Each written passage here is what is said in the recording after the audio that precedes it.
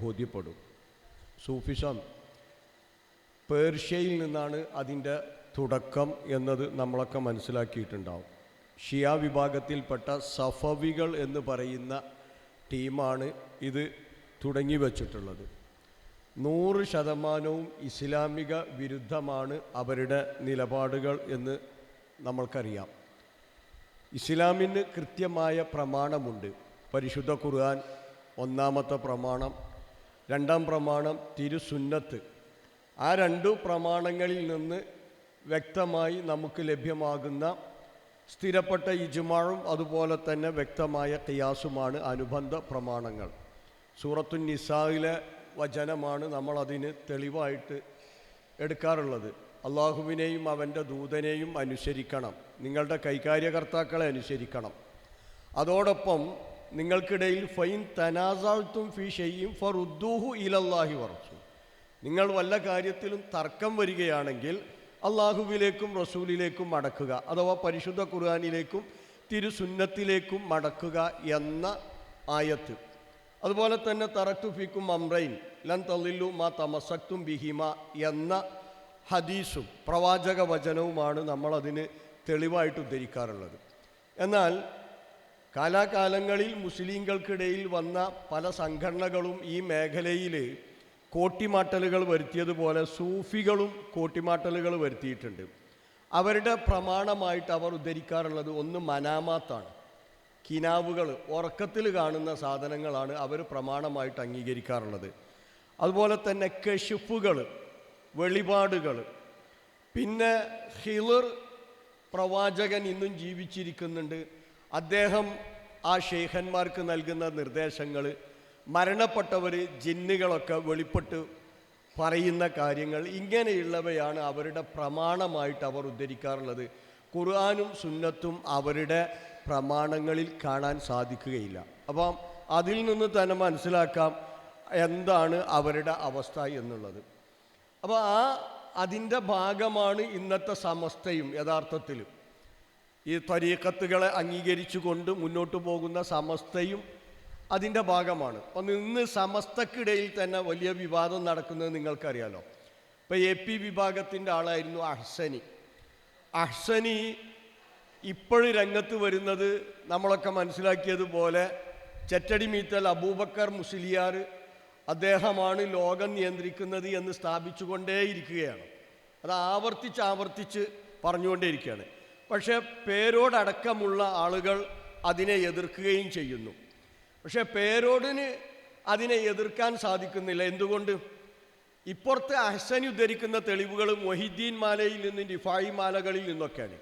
ഈ മാലകൾ യഥാർത്ഥത്തിൽ സൂഫികളുടെ സംഭാവനയാണ്.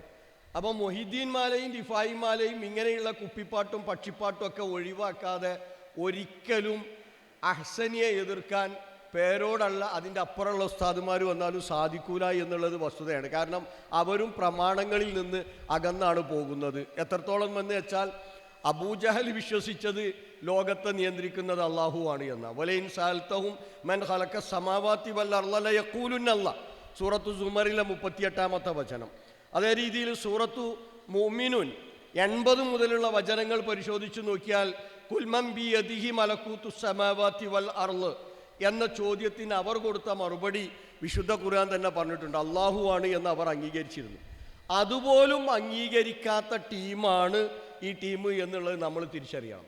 ഇനി ഇവരുടെ ഇബാദാത്തുകളെക്കുറിച്ച് സൂചിപ്പിക്കുകയാണെങ്കിൽ ഇബാദാത്തുകൾ ഒരിക്കലും അത് അവരുടെ നേതാക്കന്മാർക്ക് ബാധകമല്ല, പൊതുജനങ്ങൾക്കുള്ളതാണ് ഇബാദാത്തുകൾ എന്നാണ് അവർ സമൂഹത്തെ പഠിപ്പിക്കാറുള്ളത്. നമസ്കാരം, നോമ്പ്, സക്കാത്ത് ഇതൊക്കെ പൊതുജനങ്ങൾക്കുള്ളതാണ്. അപ്പോൾ ഒരു ഷെയ്ഖ് ഇവിടെ പള്ളിയിൽ നമസ്കാരം നടക്കുന്നുണ്ട്, ഷെയ്ഖ് നമസ്കരിക്കാതെ റോട്ടിൽ നടക്കുന്നുണ്ടെങ്കിൽ എന്ത് ചെയ്യേണ്ടതില്ല, അത്ഭുതപ്പെടേണ്ടതില്ല. കാരണം ഷെയ്ഖിന് എന്തില്ല, ഇബാദാത്ത് നിർബന്ധമില്ല എന്നാണ്. അതുകൊണ്ടാണല്ലോ ഇദ്ദേഹം പിന്നെ ഈ CMൻ്റെ കഥാപ്രസംഗം 2 സമസ്തയെ ഇറക്കിയിട്ടുണ്ട്. അതിൽ കാണാം ഒരിക്കൽ ഒരു നാട്ടിൽ ജമാഅത്ത് നടക്കുമ്പോൾ ഇയാളിങ്ങനെ റോട്ടിൽ കൂടെ നടക്കുന്നുണ്ട് CM. അപ്പം CMനോട് ആ നാട്ടിലെ വലിയൊരു അറിവുള്ള ആൾ ചോദിച്ചു, എന്താണ് നമസ്കാരമൊന്നും ഇല്ലാതെ ഇങ്ങനെ നടക്കുന്നതെന്ന്. അപ്പോൾ അദ്ദേഹം കൈവെള്ളം ഇങ്ങനെ കാണിച്ചു കൊടുത്തു എന്നാ. അപ്പോൾ ഇദ്ദേഹം ഹറമിൽ എന്ത് ചെയ്യുന്നുണ്ട്, നമസ്കരിക്കുന്നുണ്ട് എന്നാ. അപ്പോൾ നാട്ടിൽ നമസ്കരിച്ചിട്ടില്ലെങ്കിൽ അവിടെ എവിടെയെങ്കിലൊക്കെ പോയി നമസ്കരിക്കുമെന്ന് കെട്ടുകഥ പറഞ്ഞ് പണ്ഡിതന്മാർക്കോ നേതാക്കന്മാർക്കോ ഇബാദത്തുകൾ നിർബന്ധമില്ല എന്നാണ് ഇവർ പറയാറുള്ളത്. പിന്നെ ഇവരുടെ ഷെയ്ഖന്മാരെക്കുറിച്ചുള്ള ഇവരുടെ ചിന്ത ഷെയ്ഖ് കുൻ എന്ന് പറഞ്ഞാൽ അത് പിന്നെ ഉണ്ടായിത്തീരുമെന്നതാണ്.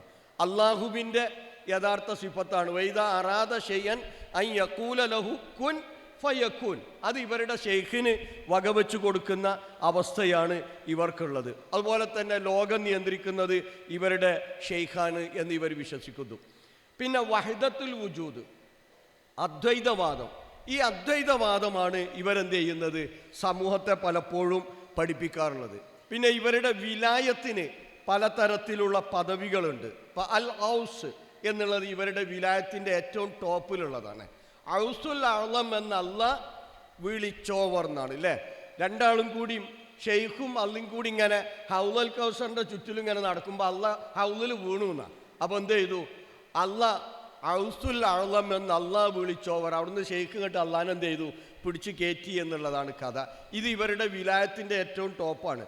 പിന്നെ അതേപോലെ തന്നെ കുത്തുബുകളുണ്ട്, അതേ രീതിയിലുള്ള അൽ അജ്ദാൽ എന്ന് പറയുന്ന, അതുപോലെ തന്നെ അൻ നജാത്ത്, ഈ രീതിയിലൊക്കെ പല ഔത്താദുകൾ, ഇതൊക്കെ അവരുടെ വിലായത്തിൻ്റെ ഭാഗങ്ങളായിട്ടാണ് പറയാറുള്ളത്. അപ്പോൾ ഇസ്ലാമുമായിട്ട് യാതൊരു ബന്ധവുമില്ലാത്ത ടീമാണിവർ. ഇവരുടെ പക്ഷം പറ്റിയിട്ട് ഒരുപാട് ത്വരീക്കത്തുകളെ നമുക്ക് കാണാൻ സാധിക്കും. ത്വരീക്കത്തുകൾ 4-5 ത്വരീക്കത്തുകളൊക്കെ ഉണ്ടാവാറുണ്ട്. മൊറോക്കോയിലെ മുഖ്താറു തീജാസി എന്ന് പറയുന്ന മൊറോക്കോയിലെ ഒരാളിലേക്ക് ചേർത്തിയിട്ടാണ് തീജാസി തരീക്കത്തുള്ളത്. അതുപോലെ തന്നെ റിഫാഇയ തരീക്കത്തിനെ അഹമ്മദ് റിഫായിലേക്ക് ചേർത്തിയിട്ട് ഷാദുലി തരീക്കത്ത്. പിന്നെ ഇപ്പം ഇങ്ങനെ ഒരുപാട് തരീക്കത്തുണ്ട്, ആലുവ തരീക്കത്ത്, അപ്പുറത്തുള്ള തരീക്കത്ത് എന്ന് പറഞ്ഞ്. ഈ തരീക്കത്തുകളുടെയൊക്കെ ഉത്ഭവം ഇവരിൽ നിന്നാണ്. പക്ഷെ നമ്മൾ തിരിച്ചറിയേണ്ട ഒരു കാര്യം, ഇന്നത്തെ ഇന്ത്യൻ സാഹചര്യത്തിൽ ഏറ്റവും കൂടുതൽ ഗവൺമെൻറ്റിൽ സ്വാധീനമുള്ളൊരു ടീമാണ് ഇവർ, സൂഫികൾ എന്നത്. പ്രത്യേകിച്ചും കേന്ദ്ര ഗവൺമെൻറ്റിൽ സ്വാധീനം ചെലുത്തുന്ന ഒരു ടീമാണ് ഇവർ എന്നുള്ളത് നമ്മൾ തിരിച്ചറിയേണ്ടതുണ്ട്. കാരണം ഇസ്ലാമിൻ്റെ അടിസ്ഥാന ആദർശങ്ങളെയും വിശ്വാസങ്ങളെയും ഒക്കെ തകർത്ത് പൊളിച്ച് അടക്കിയിട്ടുള്ള ഒരു ടീമാണ് ഇവർ. അതുകൊണ്ട് തന്നെ അവരുടെ എല്ലാവിധ സപ്പോർട്ടുകളും ഇവർക്ക് ലഭ്യമാവും. ഡൽഹിയിലും അതുപോലെ തന്നെ പഴയ റഷ്യയുടെ ചില ഭാഗങ്ങളിലൊക്കെ നടന്ന ഇത്തരത്തിലുള്ള സൂഫി സമ്മേളനങ്ങളിലേക്ക് കേന്ദ്ര ഗവൺമെൻറ്റിൻ്റെ തന്നെ ഒത്താശയോടെ ഇവിടെ നിന്ന് പോയിരുന്നത് കാന്തപുരം ഉസ്താദും ടീമുമാണ്. അതുപോലെ തന്നെ ഇവിടെയുള്ള മറ്റാ തങ്ങളും ടീമൊക്കെയാണ് എന്നുള്ളത് പത്രങ്ങളിൽ നിന്നൊക്കെ നമ്മൾ മനസ്സിലാക്കിയതാണ്. അപ്പം ഇസ്ലാമിൻ്റെ ആശയങ്ങളോടോ ആദർശങ്ങളോടോ നീതി പുലർത്താത്ത, ഇസ്ലാമിൻ്റെ പ്രമാണങ്ങളെ അവഗണിക്കുന്ന, അതിൻ്റെ ഇബാദത്തുകളിൽ നിന്ന് വിട്ടുനിൽക്കുന്ന, അങ്ങേയറ്റം പിഴച്ചു പോയിട്ടുള്ള ഒരു ടീമാണ് ഇവർ എന്നുള്ളത് കൃത്യമായി നമ്മൾ മനസ്സിലാക്കുകയും അവരെക്കുറിച്ച് കൃത്യമായി പഠന വിധേയമാക്കുകയും ചെയ്യുക.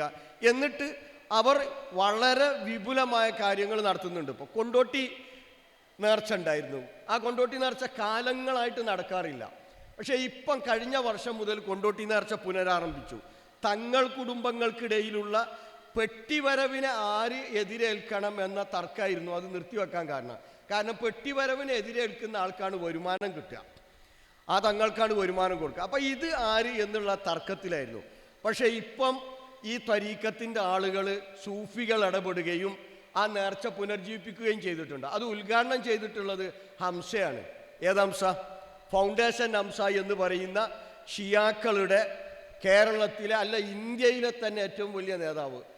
ഖുമൈനി ഇറാൻ ഭരിക്കുന്ന സമയത്ത് ഖുമൈനി ഹാജറുള്ള ഇറാൻ പാർലമെൻറ്റിനെ അഭിസംബോധന ചെയ്യാൻ അവസരം കിട്ടിയിട്ടുള്ള ആളാണ് ഈ ഹംസ സാഹിബ്, ഫൗണ്ടേഷൻ ഹംസ എന്ന് പറയുന്ന ആൾ.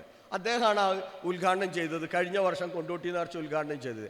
അപ്പോൾ ഇങ്ങനെയുള്ള നേർച്ചകളും പൂരങ്ങളും ഒക്കെ ഉദ്ഘാടനം ചെയ്ത് സമൂഹത്തെ അതിലേക്ക് കൊണ്ടുപോവാൻ വളരെ വ്യവസ്ഥാപിതമായിട്ട് അവർ പ്രവർത്തിച്ചു കൊണ്ടിരിക്കുന്നുണ്ട്. അപ്പം അവർക്കെതിരെ ബോധവൽക്കരണം നടത്തണമെങ്കിൽ അവരുടെ പോരായ്മകൾ എന്ത് എന്ന് നമ്മൾ തിരിച്ചറിയണം. ആ രീതിയിൽ ആ സംഘടനയെക്കുറിച്ച് പഠിക്കാനും അതോടൊപ്പം തന്നെ യഥാർത്ഥ തൗഹീദ് എന്താണ് എന്ന് ജനങ്ങളെ ബോധ്യപ്പെടുത്താനും നമുക്ക് സാധിക്കണം. അള്ളാഹു നമ്മയെല്ലാം അനുഗ്രഹിക്കുമാറാവട്ടെ. റബ്ബന തഖബ്ബൽ മിന്ന ഇന്നക അൻത സമീഉൽ അലീം വതുബ് അലൈനാ ഇന്നക അൻത തവ്വാബുർ റഹീം.